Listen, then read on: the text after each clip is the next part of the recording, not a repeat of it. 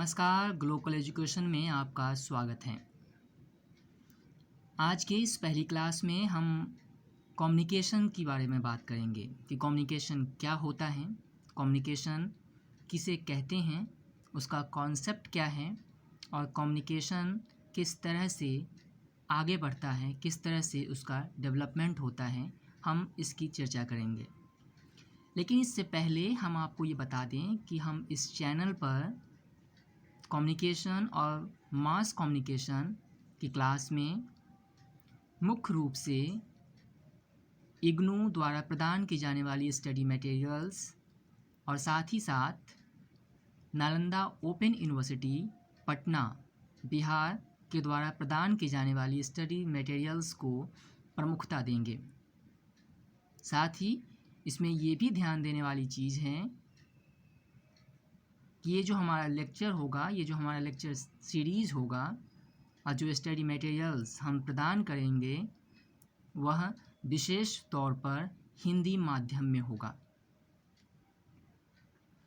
तो चलिए आज की इस पहली क्लास में हम कम्युनिकेशन के बारे में चर्चा करते हैं। शुरू करते हैं आज की ये पहली क्लास। तो कम्युनिकेशन होता क्या है? What is communication? तो कम्युनिकेशन एक लैटिन भाषा से निकला हुआ शब्द है, लैटिन भाषा में जिसे कम्युनिस कहा जाता था।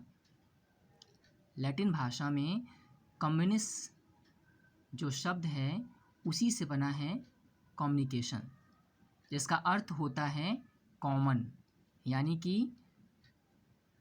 जो सभी में समाहित हो, सभी में व्याप्त हो। कम्युनिस्ट जो है वह मुख्य रूप से लैटिन भाषा का शब्द है। तो ये ध्यान रखने की चीज़ है कि कम्युनिस्ट जो है वह लैटिन भाषा से निकला है और इसी से बना है कम्युनिकेशन, जिसका अर्थ होता है कॉमन। अब अगर हम कम्युनिकेशन के बारे में और विस्तार से बात करें तो कम्युनिकेशन जो है उसमें मुख्य रूप से 3 चीज़ें महत्वपूर्ण होती हैं।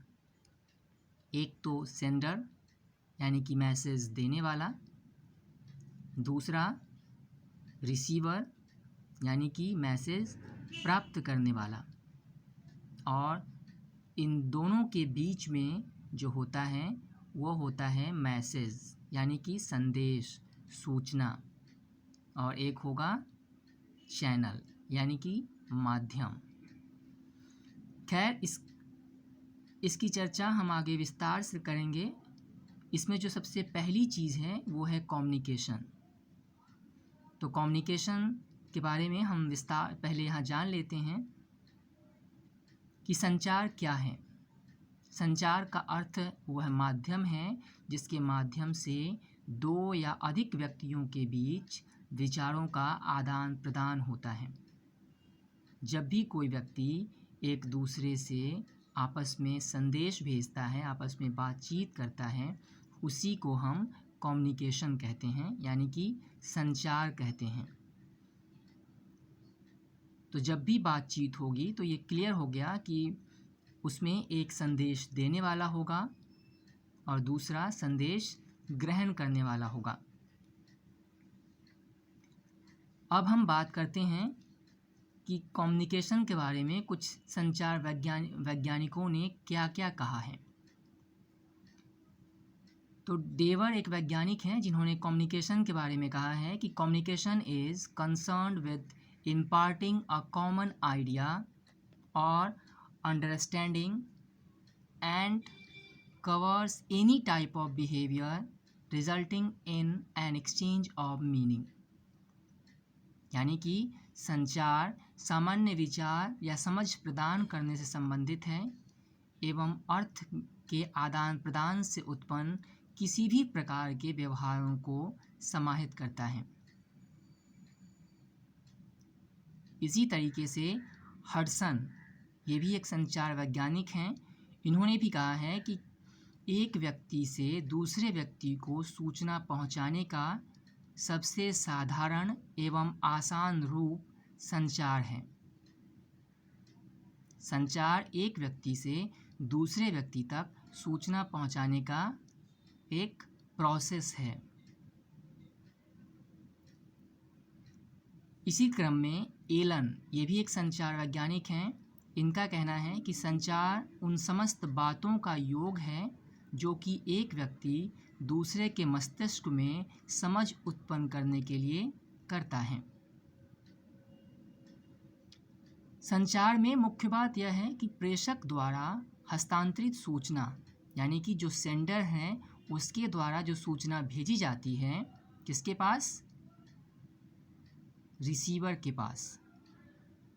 तो जो सूचना भेजी जाती है प्रापक यानी कि रिसीवर के पास, वो समझने योग्य होना चाहिए। यानी कि जो भी मैसेज किसके द्वारा? सेंडर के द्वारा, संदेशकर्ता के द्वारा जो भी मैसेज आगे भेजा जाता है रिसीवर के पास, उस मैसेज में इतनी कह सकते हैं कि सिंप्लिसिटी होनी चाहिए कि जो प्राप्तकर्ता है, जो रिसीवर है, वह उसे सहज रूप से ग्रहण कर सके। संचार के लिए यह आवश्यक नहीं कि प्रापक प्रेषक को संदेश से सहमत हो। यानी कि जो संदेश प्रेषक के द्वारा, सेंडर के द्वारा भेजा जा रहा है, वह आसान भाषा में, आसान शब्दों में तो होना ही चाहिए, लेकिन उसमें यह बिल्कुल भी शर्त नहीं है कि जो भी आप भेज रहे हैं या जिसके पास भेज रहे हैं या फिर जिसे आप कह रहे हैं वह आपकी बातों से सहमत हो या फिर उसे उसमें विश्वास हो। यह बिल्कुल भी मानकर नहीं चलना चाहिए।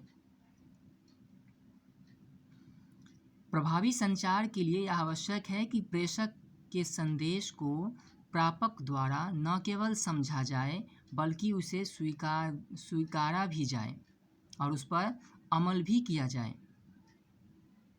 यही एक कुशल संप्रेषक यानी कि कम्युनिकेटर की विशेषता होती है, उसकी खासियत होती है। इस पूरे प्रोसेस को जो संचारक है यानी कि जो कम्युनिकेटर है, जो संदेश करता है और जो प्राप्त करता है, जो रिसीवर है, उनके बीच में जो मैसेज होता है, जो चैनल होता है यानी कि जो मीडिया होता है, इसके बारे में हम और विस्तार से आगे बात करेंगे आगे की क्लास में। लेकिन यहाँ हम ये आपको बताने की कोशिश कर रहे हैं कि कम्युनिकेशन क्या होता है। तो कम्युनिकेशन, चाहे आप किसी बच्चे से बात कर रहे हों या कोई बच्चा किसी बच्चे से बात कर रहा हो या आप किसी बच्चे से बात कर रहे हों या बच्चा आपसे बात कर रहा हो, यह सब कुछ संचार है। इतना ही नहीं, कहा तो ये भी जाता है कि पेड़ पौधे भी आपस में बात करते हैं। पशु पक्षी जानवर भी तो आपस में बात करते ही हैं। पेड़ पौधे भी आपस में बात करते हैं। यानी कि जो भी सजीव प्राणी हैं उनके बीच संचार होता है। ये अलग बात है कि उनकी भाषाएं अलग होंगी, उनका तरीका अलग होगा, उनके बोलने, उनके बात करने, अपने संदेश को एक दूसरे तक पहुंचाने का तरीका अलग होगा, उनकी भाषा अलग होगी।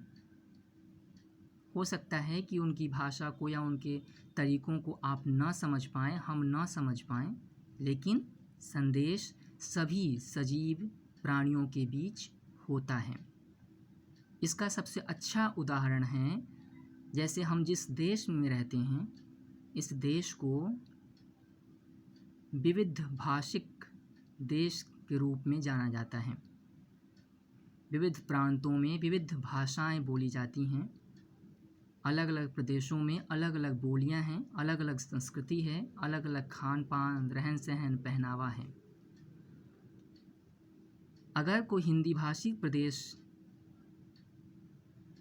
का आदमी बंगाली के बीच पहुंच जाए, या फिर हम साउथ में चले जाएं, केरला, तमिलनाडु में चले जाएं, तो हो सकता है कि उनकी भाषा को हम ना समझ पाएं और हमारी भाषा को वो भी नहीं समझ पाएंगे। लेकिन ऐसा नहीं है कि उनके बीच संदेश नहीं होता है, उनके बीच भी कम्युनिकेशन होता है, हमारे बीच भी कम्युनिकेशन होता है।